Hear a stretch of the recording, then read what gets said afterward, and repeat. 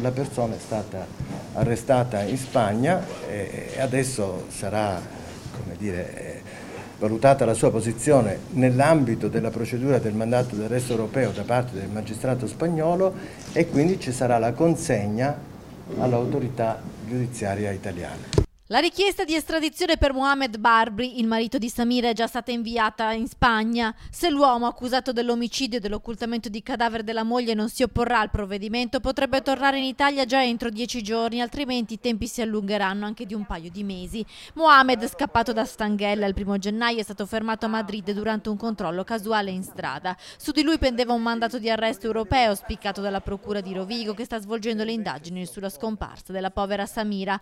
Mohamed è arrivato in Spagna con un pullman Flixbus partito da Milano. Prima si è fermato a Barcellona, poi si è diretto nella capitale iberica. Gli inquirenti non escludono che lì l'uomo possa aver goduto di qualche appoggio. Nei giorni seguenti l'allontanamento di Mohamed da Stanghelle, i carabinieri di Padova Est avevano raccolto ulteriori indizi che hanno aggravato la posizione del marito di Samira. Per questo la procura aveva emesso un mandato di cattura europeo.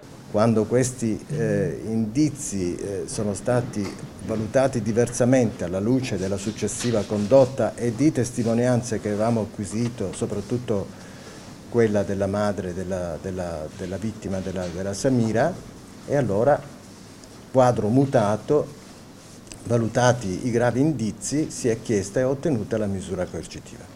Dunque fondamentali per gli investigatori potrebbero essere state alcune testimonianze di Malika, la mamma di Samira, arrivata in Italia a Natale, che oggi, dopo aver appreso la notizia dell'arresto del genero, è rimasta fuori dal tribunale di Rovigo, chiusa in macchina per evitare le telecamere, poi è rientrata subito in casa.